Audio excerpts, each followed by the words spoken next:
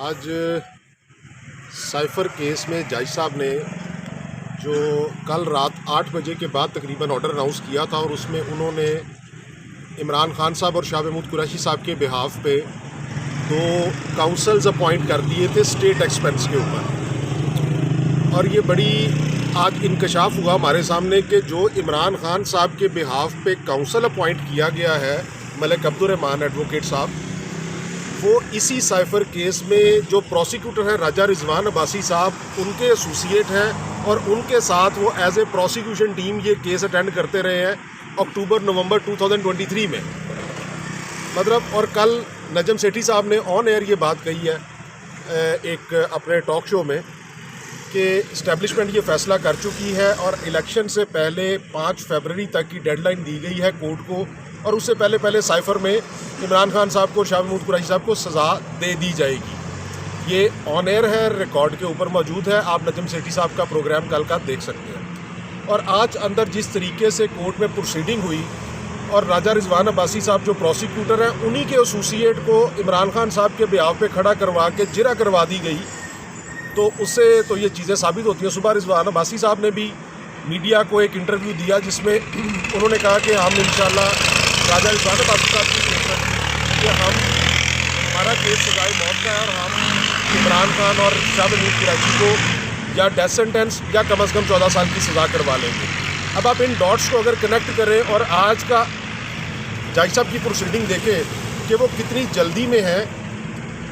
जो lead counsel हैं cipher case में सिकंदर जुल्करनैन सलीम साहब, उनकी डेंटल सर्जरी हुई है कल, वो नहीं आ सके और आज भी he was not in a position कि वो प्रॉपरली बोल सकते। लेकिन हमने कोर्ट को कन्वे किया through jail superintendent Imran Khan साहब ने, शाह महमूद कुरैशी साहब ने अपने लीड काउंसल्स के साथ फ़ोन पे रब्ता किया, तो उन्होंने कहा कि मुझे ट्रैवलिंग टाइम लाहौर का और इस्लामाबाद का जो है 5 घंटे का 6 घंटे का वो दे दें। 2 बजे के करीब ये बात हुई थी। आप आज ही अगर क्रॉस एग्जामिन करना चाहते हैं तो 6 घंटे का टाइम मुझे दें, आप रात को 8 बजे 9 बजे 10 बजे जिस वक्त कोर्ट करना चाहते हैं मैं आगे क्रॉस एग्जामिन कर देता हूँ। लेकिन वो जज साहब को बहुत जल्दी है ट्रायल को कंक्लूड करने की, और जिस तरह आज प्रोसीडिंग हुई मुझे तो नजम सेठी साहब की बात में सदाकत नज़र आती है। नहीं, ये चीज़ आपने कोर्ट में बात की कि अगर हमें लाहौर से यहाँ तक का ट्रैवल, सर ये आज के ऑर्डर में हमने लिखवाया है कि जज साहब को बताया और जज साहब ने ऑर्डर में लिखवाया है। ये इमरान खान साहब ने खुद कोर्ट को स्टेटमेंट दिया कि मेरे काउंसल आ जाएंगे, 6 घंटे का 5 घंटे का आप टाइम दे दें, वो लाहौर से भी चलते हैं और शाम को आके जिरा कर देते हैं। और इसके हवाले से लेकिन वो टाइम नहीं दिया गया। उसकी वजह ये थी, अब तो हर चीज़ यहाँ है कि इमरान खान साहब के बिहाफ पे राजा रिजवान अब्बासी जो प्रोसिक्यूटर हैं, उन्हीं के एसोसिएट को, जूनियर को खड़ा करके जिरा करवा दी है।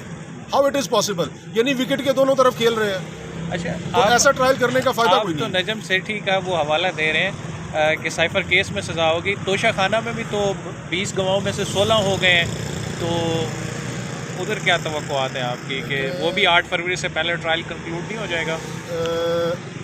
बज़ाहिर तो यही नज़र आता है जिस स्पीड से, क्योंकि आप देखें कि जो नैब के जज साहब हैं वो भी बाकी सारे काम छोड़ के सुबह से शाम तक सिर्फ यही 2 केसेस आके करते हैं, और जो साइफ़र वाले जज साहब हैं वो भी अपनी कोर्ट का सारा काम छोड़ के आके सुबह से शाम तक यही करते हैं। उस्मान साहब, आपने इतराज़ किया होगा जैसा आपने बताया कि रिजवान अब्बासी के एसोसिएट इमरान खान की वकालत कर रहे हैं जी, तो उस पर क्या रिएक्शन आया? उस पर कोर्ट ने ऑर्डर में लिखवा के हमारे ऑब्जेक्शन को डिस्कार्ड कर दिया कि जी ये ऐसे नहीं हो सकता, ये एडवोकेट जनरल ऑफिस से अपॉइंटमेंट हुई है तो ये अपॉइंटमेंट बिल्कुल ठीक है।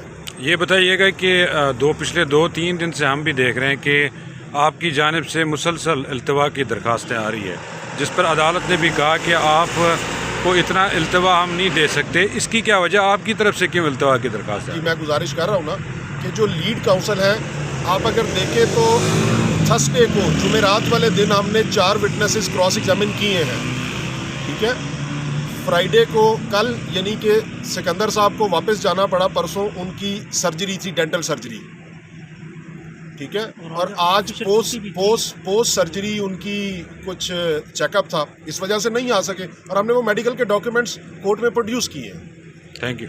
इसके हवाले से एक चीज़ और, जो इन्होंने डिफेंस कौंसल खड़े किए, जिस तरह की प्रोसीडिंग स्टार्ट की, इसके हवाले से खान साहब ने और शाह महमूद कुरैशी साहब ने अपने हाथों से दस्तखत से एप्लीकेशन दी, उनके ऊपर अदम एतमाद किया और इस क्रॉस एग्जामिनेशन के ड्रामे को रोकने का कहा और प्रोसीडिंग को एडजर्न करने के लिए रिक्वेस्ट की।